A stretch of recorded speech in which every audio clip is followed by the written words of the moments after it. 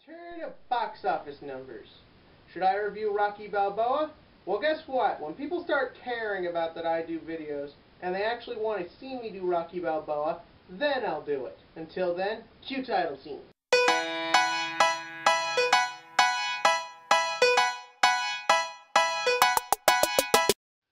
It's been an interesting 2 weeks for the box office. The summer is pretty much over. And at this point, probably the only big movies with hype around them that will come out for the rest of this year are Thor 2 and Hobbit. So, how do we sum up this week? Well, it's winding down time. School's about to start for the kiddies, the weather's going to get cooler, and the movies have to reflect this. The thing is, realistically, probably for the next few weeks, you won't be getting a lot of kids going to the movies because they've got to start getting ready for school. I love being an adult. But there are still some interesting turn of events this week in the box office, and let's take a look. First up, coming in at number 6 is Elysium with $7.1 million. In number 5, Planes with $8.567 million. Number 4, a newcomer, The World's End with $8.942 million. Number 3, this one will take a while, The Mortal Instruments, City of Bones, with $9.3 million. Ha! Number 2, We're the Millers, with $13.5 million. And number 1, The Butler, 2 weeks in a row, $170.18 million. Now that is profit. Yeah, take that, Mortal Instruments, City of Bones. Before we get to you, let's talk about why other things did the way they do. Elysium. Let's face it, this summer has been ruled by big blockbusters that do letdowns, and dumb comedies where the only reason people see them is because they're stupid. Elysium was not one of these movies. I'm glad it made what it did. I'm pretty certain by now it's made back its budget. It was number 1 when it came out 2 weeks ago. And even though this is a big jump backwards for a director who's not very popular, granted he did have one very popular film, as well as just not being a comic book movie or a big franchise movie, for this film to have done what it has is pretty good. It's made profit. Neil Blomkamp has already started on his next film, Choppy. And hopefully we'll see where that goes from there. Maybe this will probably be one of the more better liked movies of 2013, and for good reason. Then, Planes. Never, ever, ever underestimate the kids movie. Where Elysium failed to connect with children because it's not made for children, Planes did it. Every kid in the country is probably in love with this movie. I skipped it. Why? I don't care. But the thing is, for a lot of kids, they did like it, and from what I've heard, even a lot of critics thought it was good. A first good effort from Toon Disney at their first big film. This movie is a box office genius. Then, The World's End, a film that I hope to get a chance to see soon. Why? Because it looks freaking hilarious. This movie's going to do great in America. It's already doing great in England. It's the end of the Blood and Ice Cream trilogy. And also, it just looks great. You know, from what I have seen, it looks like it really does fix my problems that I had with, what was that other one? This Is the End? Well, my problem with that film was there wasn't exactly a plot. It was just 2 hours of celebrity jokes. This feels like an actual movie with an actual story to it. And that attracts people. Not just the fact that it's going off the momentum of This Is the End. It really has its own comedy flair to it, and that's what attracted people. Plus, these are 2 very popular comedic actors right now, and hopefully they'll all come together to make a movie again soon. Then, Mortal Instruments, City of Bones, to which case I say, screw, screw, screw, and you. Haha! Why was this movie made? To be the next Twilight. Will it? No!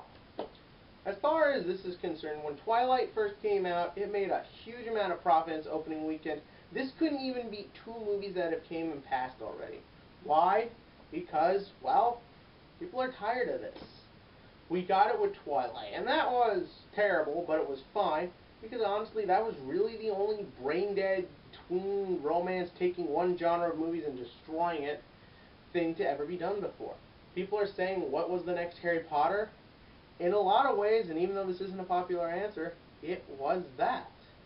There's no way around it. Harry Potter did what it did very well, and so did Twilight. It knew to only try and appeal to the people who wanted it. But the thing is, that group of people who like Twilight, they're getting older. They don't like this stuff anymore. They're past that point. And the thing is, it's not really attracting new people to it because as time goes by, people are reading just how BS Twilight was. Then you had The Host, which came out earlier this year, which followed the same suit and did terrible. This movie did a little bit better because from what I've heard, it's a bit better.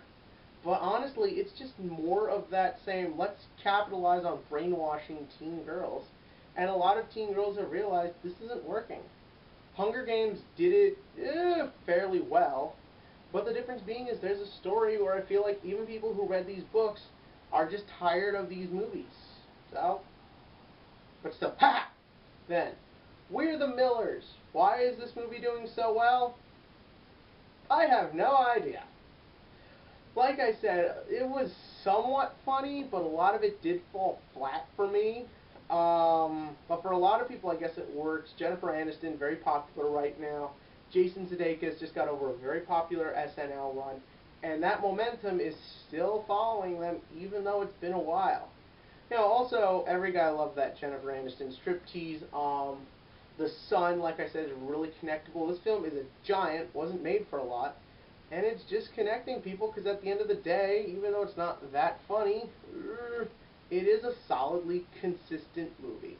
It didn't work for me, but it's working for enough people, and that is just fine. Still better than Grown Ups 2. Coming in at number 1, The Butler, 2 weeks in a row. This is an inspiring story. It doesn't directly take from what this guy's life was. No, they make a few adaptations. They changed the name. But the thing is that this story is something we need to see. Every time, even when Fruitvale Station came out this year, every time there's a movie that shows African American history for what it was in recent times and how it affected people of all races, a lot of times gets these really weird, controversial, mixed lookings. I remember, what was it called?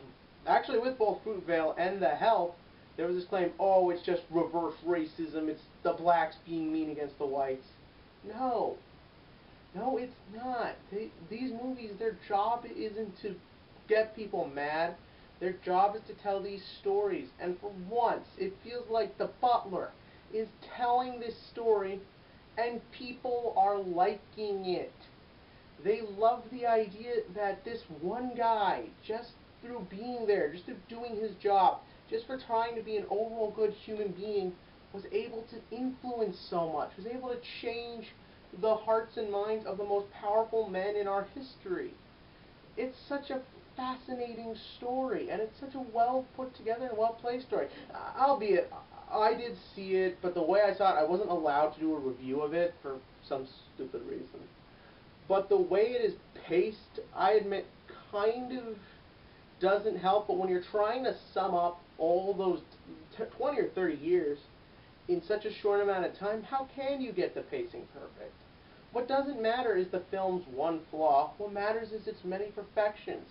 People are seeing that. People are loving it. They are connecting with it. People of all races, all creeds, all fan bases. They're seeing this movie, and it's getting to them. Not because of racism, not because of American superiority, not because of any of that, but because this is a story that people want to hear, and it's a story that needs to be told. And I am so glad it is making a ton more money than We're the Millers.